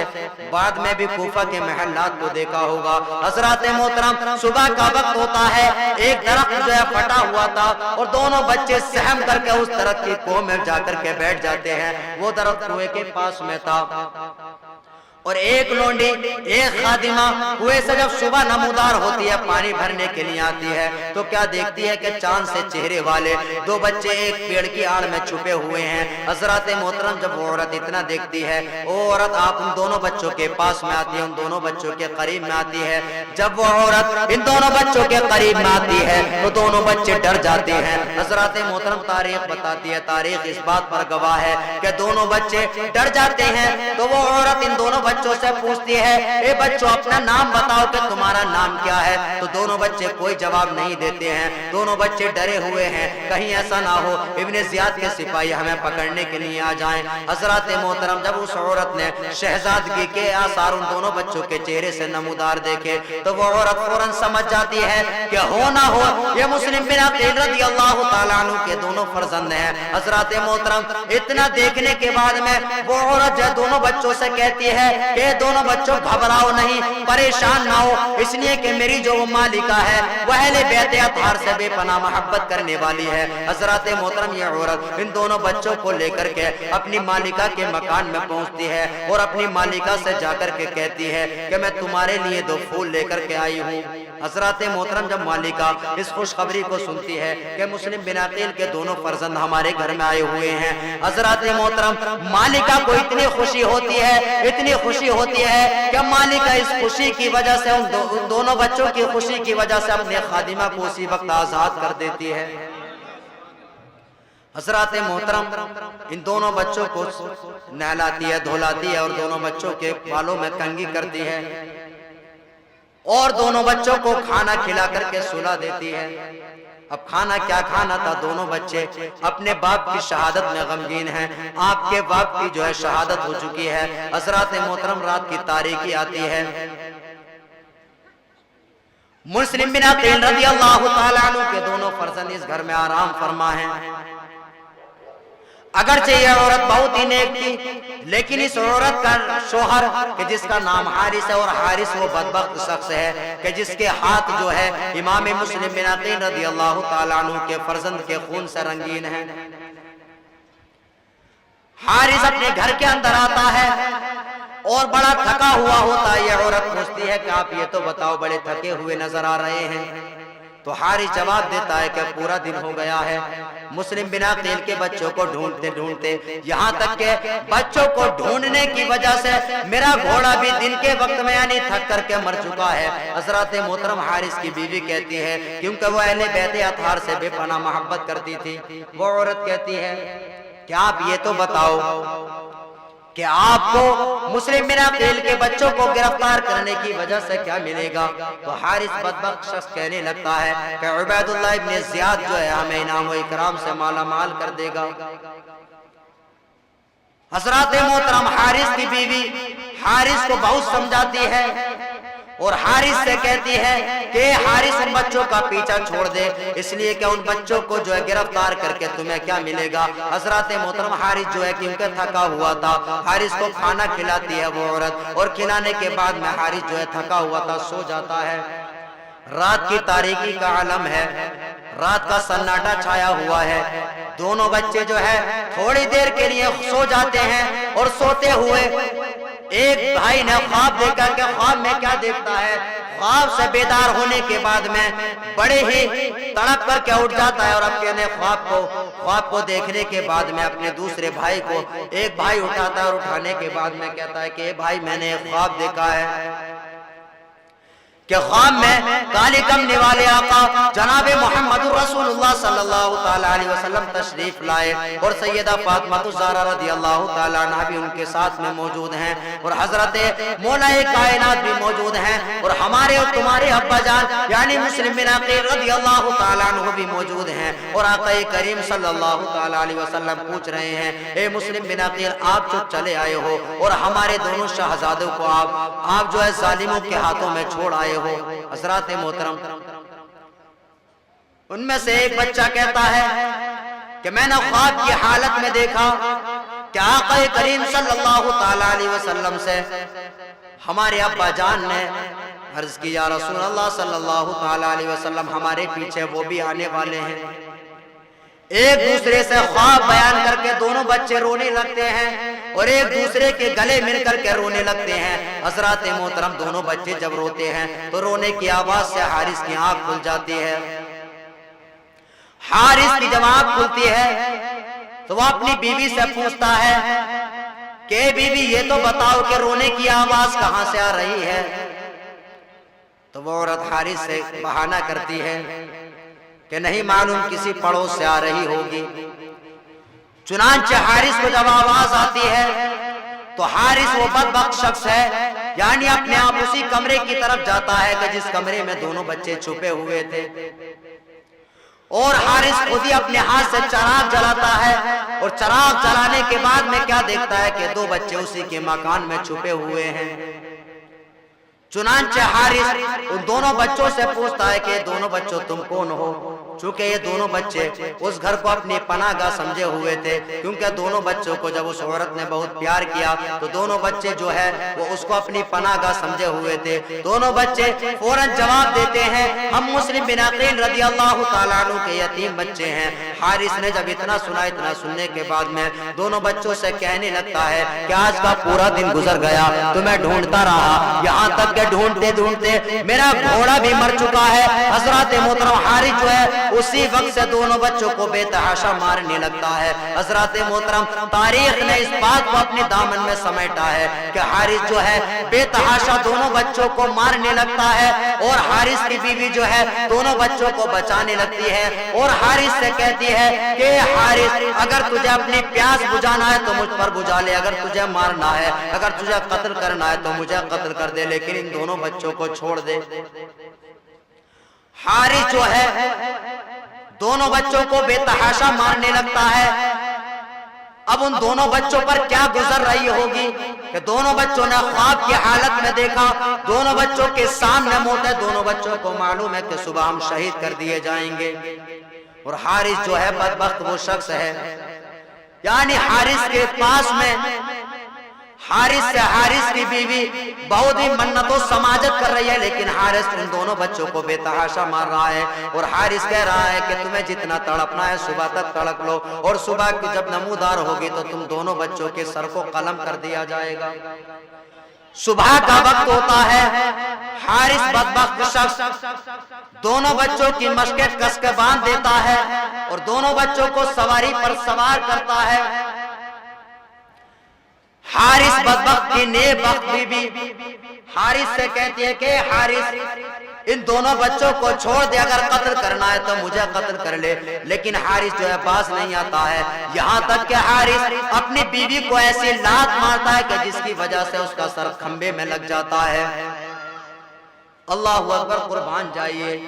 یعنی بی بی اہل بیت سے اس طرح سے محبت کرنے والی ہے کہ اہل بیت پر اپنی جان کو نچھاور کر رہی ہے، اہل بیت کی محبت میں اپنی خادمہ کو بھی آزاد کر دیا ہے۔ لیکن حارث یعنی مال کی لالچ کی وجہ سے حارث مال کے لالچ میں آیا ہوا ہے اور دونوں بچوں کے خون کا پیاسا ہے، یہاں تک کہ حارث بدبخت شخص جب صبح نمودار ہوتی ہے دونوں بچوں کو جو ہے بڑی بے دردی کے ساتھ میں سواری پر سوار کرتا ہے اور سواری پر بیٹھا کر کے نہر فرات کی طرف لے جاتا ہے۔ نہر فرات پر دونوں بچوں کو لے کر کے جاتا ہے۔ نہر فرات پر اس کی بیوی دوڑتی ہوئی آتی ہے اور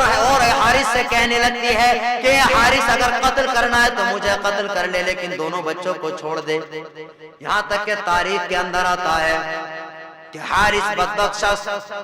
اپنی عورت پر بھی ایک بار کر دیتا ہے جس کی وجہ سے اس کی عورت ایک طرف گر جاتی ہے۔ پھر حارث جو اپنی تلوار کو ہوا میں لہراتا ہے، ان میں سے چھوٹا بھائی کہتا ہے کہ حارث پہلے مجھے قتل کرنا اس لیے کہ میں اپنے بڑے بھائی کا لاشا تڑپتا ہوا نہیں دیکھ سکتا۔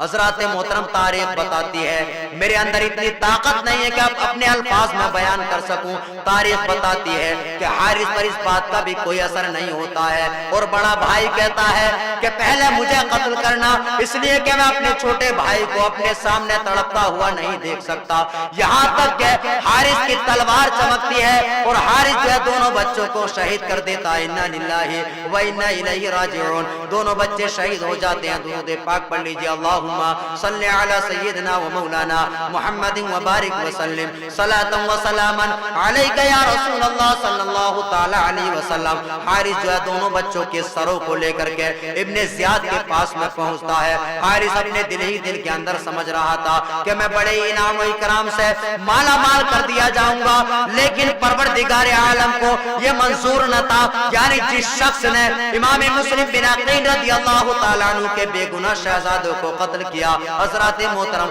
شہزادوں کا خون رنگ لاتا ہے۔ حارث بدبخت شخص دونوں سروں کو لے کر کے ابن زیاد کے پاس میں پہنچتا ہے۔ ابن زیاد کے پاس میں سروں کو لے کر کے پہنچتا ہے۔ ابن زیاد پوچھتا ہے کہ کیا لے کر کے آئے ہو؟ تو حارث بدبخت کہتا ہے کہ آپ کے دشمنوں کا سر لے کر کے آیا ہو۔ ابن زیاد کہتا ہے کہ میرے دشمن کون ہیں؟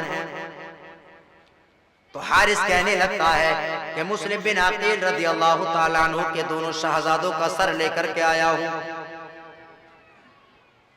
چنانچہ ابن زیاد نے جب اتنا سننے کے بعد میں ابن زیاد کہتا ہے اور پروردگار عالم کو یہی منظور تھا، یعنی دشمن نے امام مسلم بن عقیل کے شہزادوں کو شہید کیا تو پروردگار عالم کو یہ منظور تھا کہ ایک بدبخت کو دوسرا بدبخت قتل کر دے۔ حضرات محترم تاریخ نے اس بات کو اپنے دامن میں سمیٹا ہے کہ حارث جب کیونکہ انعام و اکرام کی لالچ میں سروں کو لے کر کے گیا تھا، ابن زیاد کہنے لگتا ہے، حارث ادھر یہ انتظار کر رہا تھا کہ ابن زیاد مجھے انعام و اکرام سے مالا مال کر دے گا۔ ابن زیاد سے جب حارث کہتا ہے کہ امام مسلم بن عقیل کے دونوں سر ہیں، حضرات محترم ابن زیاد کہتا ہے کہ میں نے امیر المومنین یزید کو لکھا ہے کہ دونوں بچوں کو قید کر لیا گیا ہے، دونوں بچے جیل کے اندر ہیں۔ اگر امیر المومنین یزید پلید نے پوچھ لیا، یزید پلید نے دونوں بچوں کو طلب کر لیا تو میں کیا جواب دوں گا؟ چنانچہ ابن زیاد بدبخت شخص حارث کے بارے میں حکم دیتا ہے کہ حارث کو نہر فرات پر لے جایا جائے اور نہر فرات پر لے جا کر حارث کا سر قلم کر دیا جائے۔ چنانچہ شہیدوں کا خون رنگ لاتا ہے اور ابن زیاد بدبخت شخص ایک بدبخت کو قتل کرنے کا حکم دیتا ہے، جلاد کو بھیج دیتا ہے اور جلاد جو تھا یعنی ابن زیاد جس شخص کو بھیجتا ہے وہ شخص جو اہل بیت سے بھی پناہ محبت کرتا تھا، وہ شخص بڑی خوشی کے ساتھ میں حارث کو لے کر کے نہر فرات پر جاتا ہے اور نہر فرات پر جانے کے بعد میں حارث کا سر تن سے جدا کر دیتا ہے. حضرات محترم شہیدوں کا خون رنگ لاتا ہے. نہ خدا ہی ملا نہ وصال صنم، نہ ادھر کے رہے نہ ادھر کے رہے. یعنی یہ شخص امام مسلم بن عقیل رضی اللہ تعالیٰ عنہ کے شہزادوں کو قتل کرتا ہے تو پروردگار عالم کی مشیت کو یہ منظور تھا. یعنی اس شخص نے بے گناہ لوگوں کا قتل کیا تو پروردگار عالم نے ابن زیاد کے ذریعے اور اہل بیت اطہار سے محبت کرنے والے کے ہاتھ سے یہ کام انجام دیا کہ اس شخص نے یعنی ابن زیاد نے حارث کو بھی قتل کر دیا اور شہیدوں کا خون رنگ لگتا ہے. حضرات محترم ادھر امام مسلم بن عقیل رضی اللہ تعالیٰ عنہ بھی شہید ہو چکے ہیں اور امام مسلم بن عقیل کے دونوں فرزند بھی شہید ہو چکے ہیں. ادھر امام مسلم بن عقیل رضی اللہ تعالیٰ عنہ کا خط کوفہ کی سرزمین سے مکہ المکرمہ کی طرف روانہ ہو چکا ہے. جس دن امام مسلم بن عقیل رضی اللہ تعالیٰ عنہ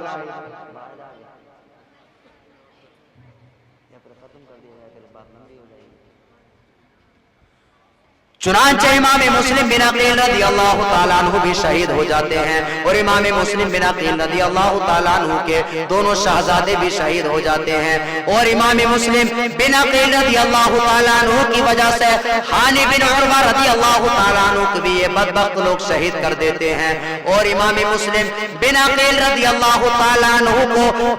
جس نے یعنی رہا کیا تھا، یعنی جس نے ان لوگوں کو جیل سے نکالا تھا، اس کو بھی ابن زیاد عبید اللہ ابن زیاد شہید کر دیتا ہے. حضرات محترم تاریخ کے اندر اس طرح کی تاریخ نہیں ملتی کہ اتنے سنگ دل لوگ کہیں پر ہوئے ہوں. یہ کوفہ کی سرزمین ہے. کوفہ کے لوگوں نے امام مسلم بن عقیل سے بے وفائی کی. ادھر امام مسلم بن عقیل رضی اللہ تعالیٰ عنہ نے اپنا خط روانہ فرما دیا. خط کے اندر یہ تحریر فرمایا: یا امام المسلمین، اے امام حسین، آپ مکہ شریف کی سرزمین پر تشریف لے آئیے، اس لیے کہ لوگ آپ کی زیارت کے مشتاق ہیں. اگر آپ یہاں پر تشریف لے آئیں گے، آپ کے تشریف لانے سے پہلے آپ کے نام کے لوگ بیعت کر چکے ہیں. امام حسین کو جب یہ خط پہنچتا ہے تو امام حسین رضی اللہ تعالیٰ عنہ کو صحابہ کرام سے یہ کہنے کا موقع مل جاتا ہے، کیونکہ آپ کو صحابہ کرام روک رہے تھے. صحابہ کرام بھی جانتے تھے کہ امام حسین جو ہے کربلا کی سرزمین پر شہید ہوں گے، لیکن کسی کو بھی یہ معلوم نہیں تھا کہ یہ حادثہ اسی وقت پیش آ جائے گا. امام حسین کو وہ لوگ روکتے رہے. امام مسلم بن عقیل کا جب خط پہنچ گیا تو امام حسین رضی اللہ تعالیٰ عنہ پر ضروری تھا کہ امام حسین کوفہ کی سرزمین پر جاتے. حضرات محترم امام حسین مکہ شریف کی سرزمین سے آپ روانہ ہوتے ہیں کوفہ کی سرزمین کی طرف. اب کس طرح سے روانہ ہوتے ہیں اور سفر میں آپ کو کس کس سے ملاقات ہوتی ہے اور امام حسین رضی اللہ تعالیٰ عنہ کی شہادت جو ہے وہ کل بیان کی جائے گی. پروردگار عالم کی بارگاہ میں دعا ہے کہ پروردگار عالم ہم تمام لوگوں کے دلوں میں امام حسنین کریمین اور سید الشہداء حضرت امام حسین کے تمام ساتھیوں سے محبت کرنے کی توفیق عطا فرمائے. پروردگار عالم کی بارگاہ میں دعا ہے کہ پروردگار عالم ہم تمام لوگوں کو اہل بیت اطہار سے محبت کرنے کی توفیق عطا فرمائے. پروردگار عالم کی بارگاہ میں دعا ہے کہ پروردگار عالم ہم تمام لوگوں کے یہاں پر جمع ہونے کو قبول فرمائے. کل میں آپ تمام حضرات سے گزارش کروں گا، اس لیے کہ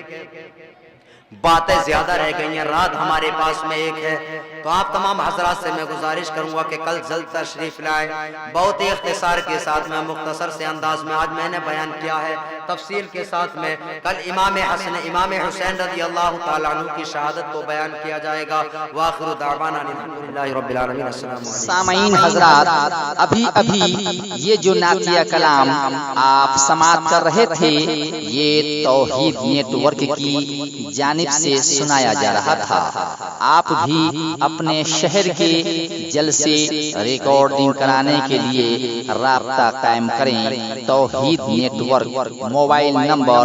9967825444